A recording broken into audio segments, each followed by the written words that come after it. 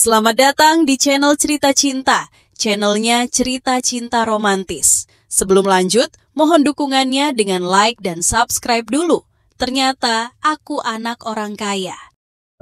Bagian 63. Banyak anggota kru yang pergi ke sana karena penasaran untuk melihat Jocelyn menangkap ikan. Sepertinya Jocelyn sudah bosan tinggal di villa. Jadi begitu dibebaskan, dia itu seperti bayi yang penuh rasa ingin tahu yang mau coba main apapun yang belum pernah dicobanya.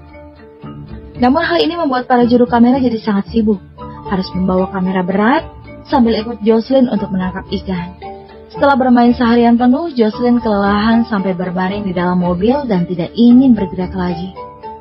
Ameta tidak bisa menahan diri dan mengeluh sambil memijatnya.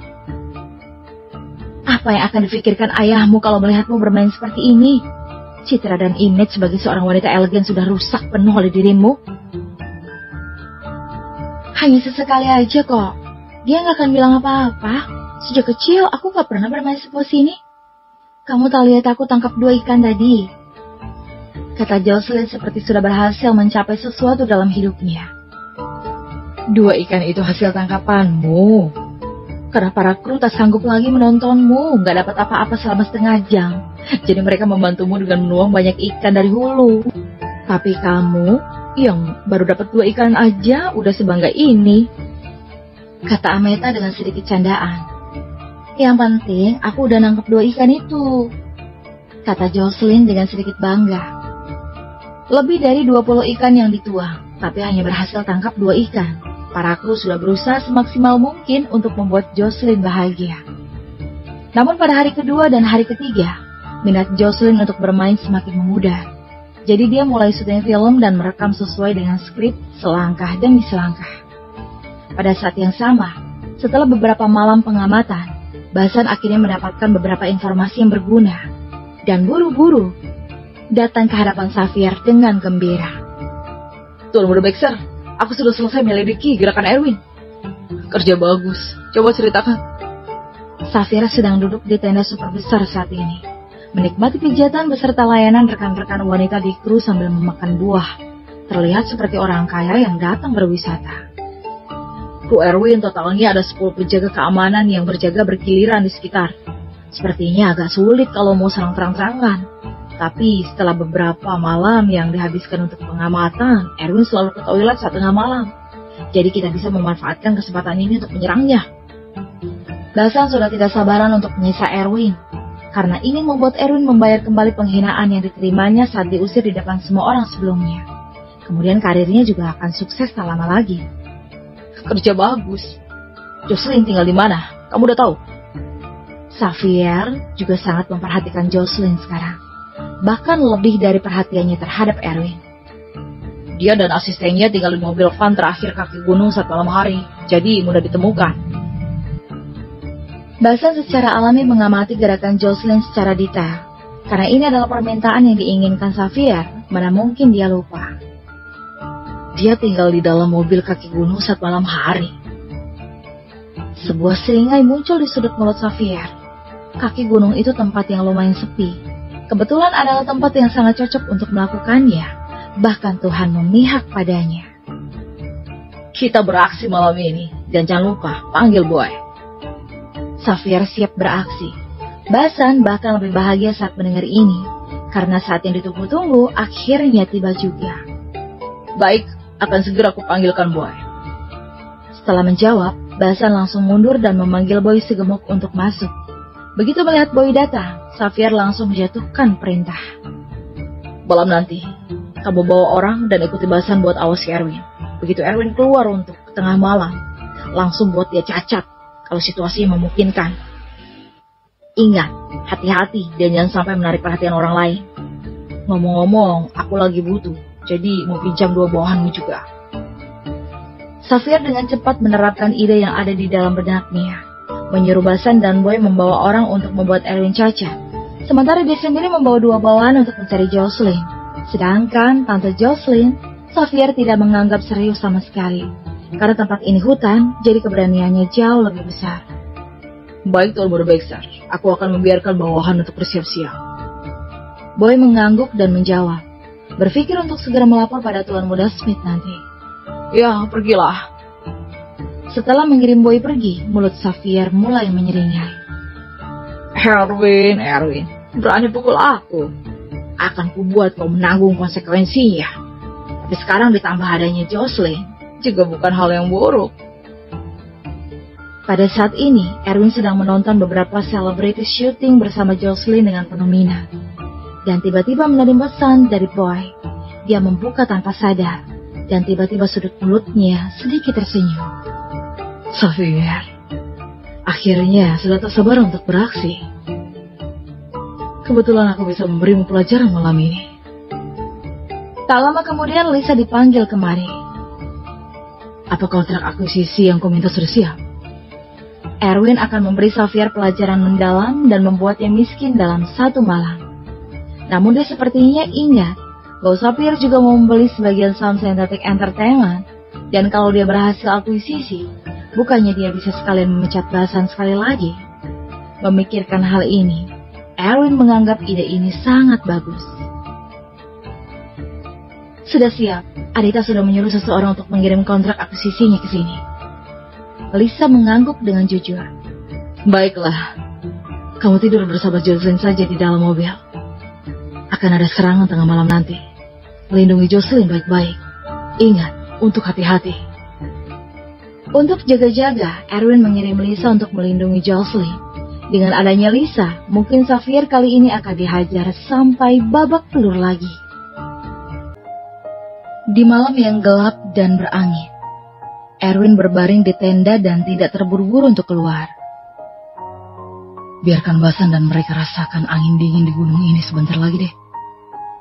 Erwin tidak terlalu gugup, tapi justru punya suasana hati yang ingin memprovokasi mereka. Sedangkan Basan yang bersembunyi tidak jauh dari tenda Erwin makin cemas sekarang.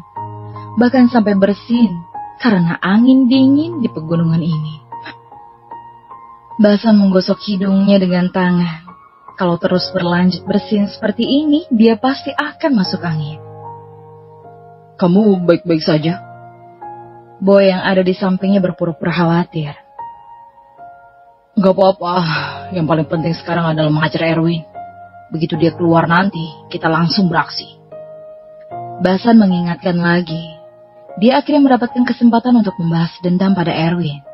Sehingga sangat bersemangat sekarang. Jadi mana mungkin peduli akan masuk angin atau tidak. Setelah 2-3 jam berlalu, Erwin melirik jam yang sudah menunjuk hampir jam 1 pagi. Udah waktunya mancing mereka keluar. Erwin tersenyum sedikit, kemudian keluar dari tenda dan berjalan ke arah semak untuk kencing. Basan yang bersembunyi di rerumputan semakin bersemangat begitu melihat Erwin akhirnya keluar dari tenda. Keluar juga kau. Akhirnya kesempatanku untuk membalas dendam tiba. Semakin Erwin berjalan mendekat, hati Basan bersemangat. Penghinaan yang dia derita sebelumnya pasti akan dia kembalikan pada Erwin. Semuanya, sudah waktunya beraksi. Kita kepung Erwin. Basan segera berkata kepada Boy di sebelahnya saat melihat Erwin sudah berjarak kurang dari 5 meter. Begitu selesai berbicara, Boy segera memimpin orang-orang di sekitarnya. Dan dalam 2 menit saja, Erwin sudah dikepung oleh lebih dari 20 orang. Jadi tidak bisa melarikan diri lagi walau ingin sekalipun. Erwin, kau akhirnya jatuh di tanganku juga. Basan melompat keluar dari rumput sambil tertawa lebar dengan tatapan penuh bangga. Basan, jam segini nggak tidur, ngapain kesini? Erwin bertanya dengan sadar. Ekspresinya sangat tenang dan tidak panik sama sekali. Ngapain kesini? Ya tentu menghajarmu lah. Aku sudah menunggu lama saat ini tiba untuk balas dendam. Boy, ajar dia. Basan berteriak dan menyuruh Boy dengan penuh semangat. Namun Boy tidak bergerak. Basan pikir Boy tidak dengar teriakannya. Jadi dia berteriak sekali lagi. Hey Boy, cepat ajar Erwin itu. Ini permintaan dari Tuan Muda Baxter. Memangnya siapa kamu sampai berani-beraninya memerintahku? Boy akhirnya berhenti berpura-pura dan langsung menampar wajah Basan dengan ganas. Tiba-tiba Basan tercengang. Situasi apa-apaan ini? Meskipun dia ditampar oleh Boy, dia masih menahan amarah dan berkata dengan ramah. Bang Boy, kita harus cepat dan bertindak sesuai perintah Tuan Muda Baxter. Cerewet apaan? Kamu pikir aku tak tahu ya? Saat mengatakan itu, Boy sekali lagi menampar wajah Basan sampai Basan membengkak. Boy, kau sudah gila ya? Tuan Muda Baxter menyuruh kita pukul Erwin. Kenapa malah aku yang dipukul? Basan panik sekaligus takut. Sekarang ada lebih dari 20 bawahan Boy di sini. Jadi tidak mungkin dia bisa melawan.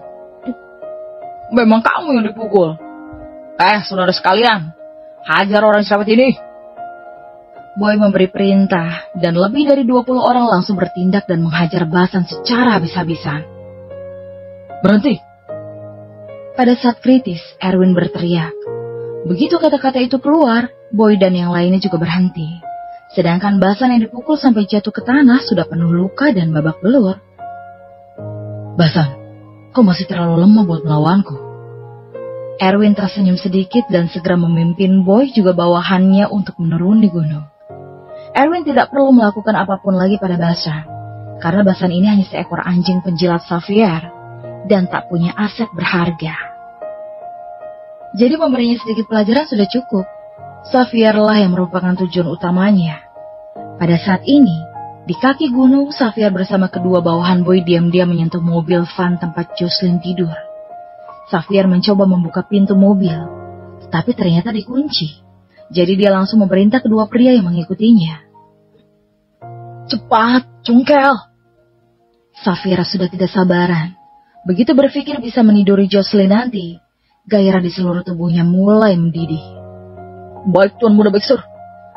Kedua pria memegang batang besi saling memandang, tapi tidak mencongkel pintu mobil, melainkan mundur selangkah secara bersamaan.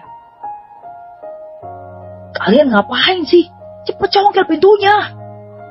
Xavier mulai mendesak, karena kedua bawahan Boy ini tidak patuh sama sekali. Namun kedua pria itu masih tak bergerak. Ketika pintu mobil van terbuka, sebelum Xavier bisa bersemangat, sebuah sosok tiba-tiba melompat ke arahnya lalu mengulurkan tangan dan meraih leher Xavier. Kau lama sekali. Aku hampir tertidur menunggumu. Lisa menguap saat berbicara, lalu menutup kembali pintu mobil itu. Ameta dan Jocelyn yang ada di dalam tidak tahu kalau Xavier akan datang menyerang mereka malam ini. Karena ingin mereka tidur dengan nyenyak, jadi Erwin tidak mengatakan yang sebenarnya, melainkan hanya mengirim Lisa untuk melindungi mereka. Siapa kamu? Sebuah firasat buruk muncul di hati Xavier. Orang-orang yang akan membuatmu cacat, kata Lisa. Lalu ia menampar wajah tampan Xavier yang baru saja sembuh. Beraninya kau pukul aku ya? Apa kau tahu siapa aku? Keluarga Baxter dari ibu kota. Kau pasti bakal berakhir siap kalau menyentuhku.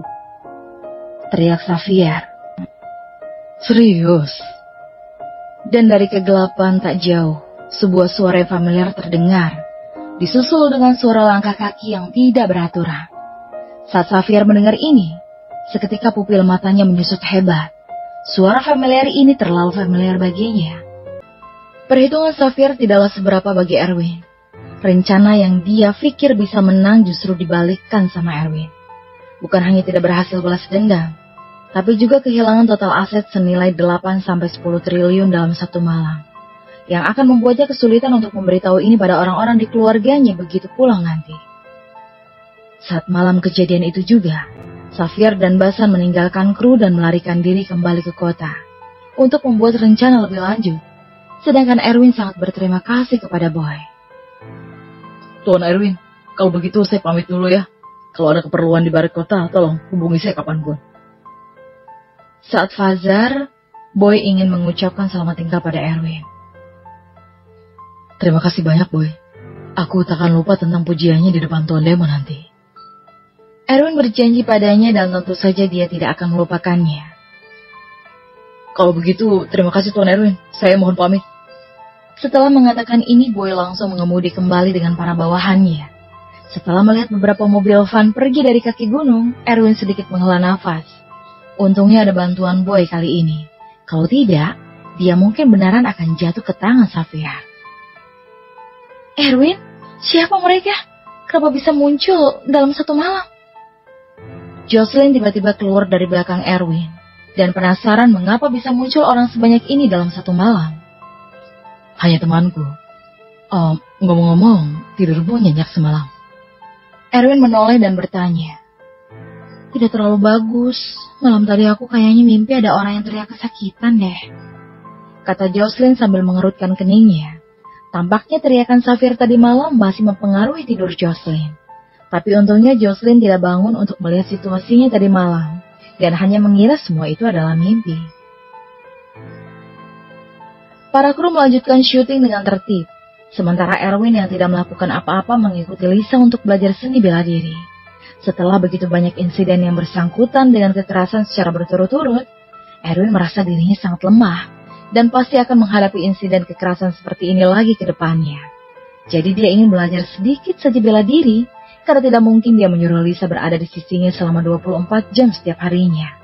Itu akan membuatnya merasa tidak punya privasi sama sekali. Kebetulan di Gunung Tambak Ruyung ini udaranya sangat sejuk dan alami. Jadi merupakan tempat yang sangat cocok untuk belajar bela diri. Seni bela diri perguruan kami memperhatikan kuda-kuda, lompatan, fleksibel, tinju yang kuat, dan dapat melepaskan juga menerima kekuatan dengan baik. Kamu ikuti gerakanku untuk membiasakan diri dengan teknik tinju, lalu meningkatkan tenaga fisik saja, sudah cukup. Lisa juga mengajarkan dengan sangat serius, bahkan terpikir sebuah ide yang berani. Kalau dia berhasil membawa Erwin yang kaya raya itu bergabung ke dalam perguruannya, gurunya pasti akan memujinya, dan mungkin Erwin juga akan berinvestasi dalam promosi perguruan mereka. Sehingga perguruan mereka bisa dikenal oleh lebih banyak orang. Bersambung.